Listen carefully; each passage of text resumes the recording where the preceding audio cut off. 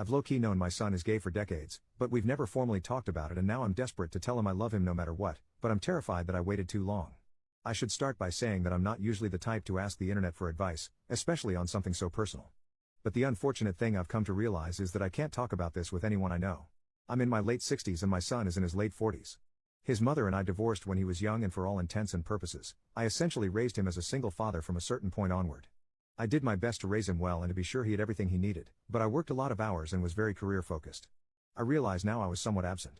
I'm also fairly emotionally reserved in general, at least when it comes to physically speaking. I'm better at writing. When he was in high school and in college he had several girlfriends, and one girl I thought he was very serious about for the majority of his time during his undergraduate education. They broke up. After that he never brought home any more girls or talked about any, and he moved away to attend medical school, and we stopped talking as much as we had previously. I remember very distinctly one time while he was visiting on a break from school I was worried about him and I had asked if he was on drugs. He just looked physically ill and in a poor state. He assured me it was stress from school and he would be fine. But I remember this clearly because this visit home was when I first started to think he could be gay. Now the thing is, my son has never told me that he is gay even to this day, but it has become an unspoken acknowledgement between us. He has a roommate, that's how we mutually refer to him, and he's had the same friend for a long time. Sometimes I will ask about him, but the answers are always short, basically that he's doing well. I think I know maybe 5 things about his friend after some almost 20 years, maybe longer. We speak on the phone occasionally as we live far away, and this is something we never discuss much if at all. Recently I've been doing a lot of thinking. I think I'm a poor father.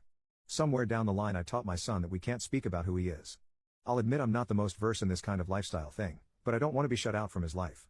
I want to tell him that whatever this is he's perfectly fine in my book and I love him. I want to know him and his friend, but I don't know how to tell him or what to say.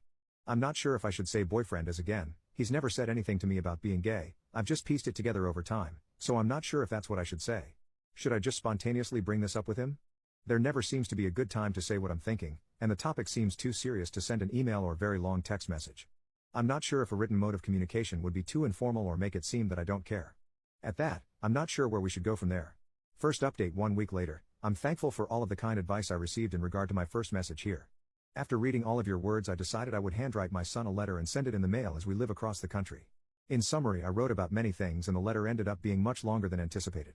I began by discussing some of my experiences with my father growing up in ways I realized I had treated my son similarly.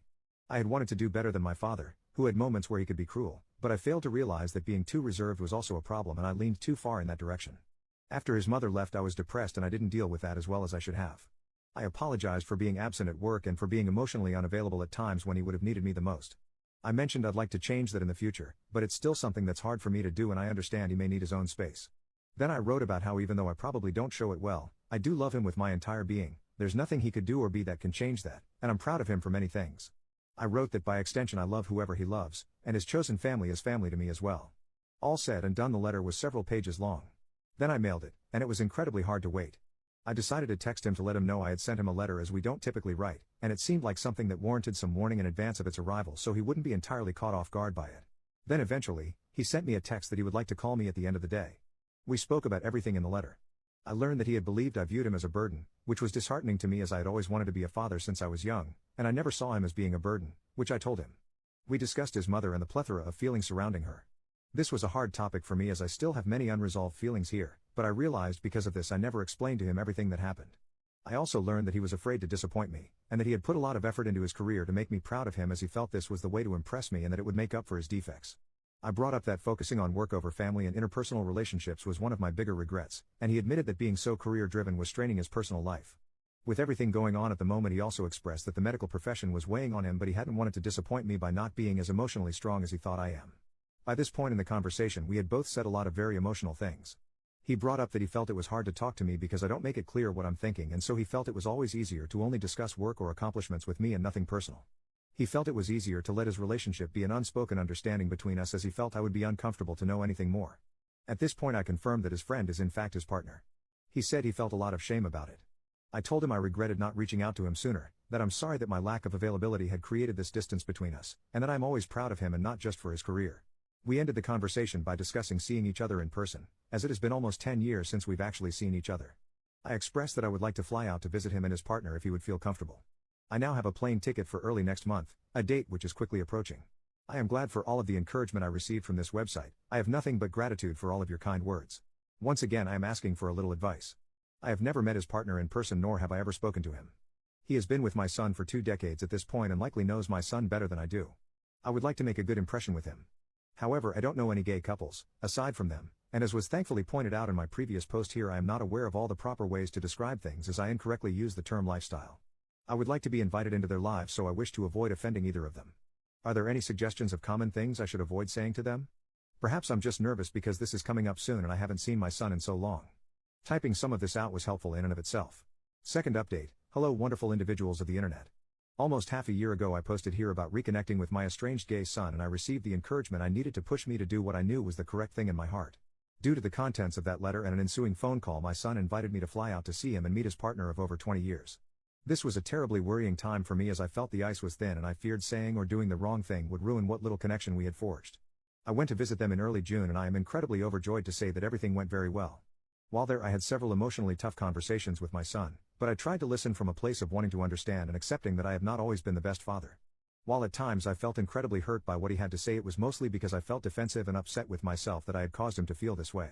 I wasn't always sure how to respond, but it seemed that verbalizing that I felt this way and that I would need time to give him a proper and reasoned response to some of his comments, rather than a defensive one, was the right thing to do. I would then reflect on my own and give him the response he deserved from me. While there I also had a discussion with his partner, and I am glad that this man has been in my son's life. He is a truly good man, and he did say that he was cautious of me because of the past, but that he hoped we could all move forward from it.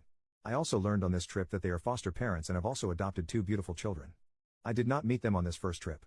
My son was worried that having kept this information from me would cause me to become upset, and I was sad to have put myself in a situation where I wasn't involved.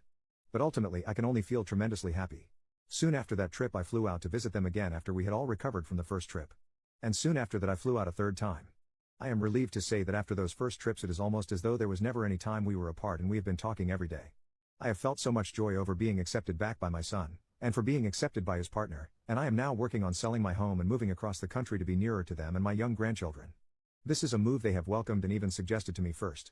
I had planned to write about my first trip, but it was quite an exhausting time for me. While it was absolutely necessary, it was also draining. After a time I forgot. But I have realized that had I never posted anything here, had I just kept up the way things were, I would never have had my son or his partner in my life as I do now, and I would never have known the children they have welcomed into their home. I only hope that moving forward I can live out my retirement watching my new, wonderful grandchildren grow into the bright people they will become. Nothing gives me more joy, and in part I have this place to thank for it. So thank you.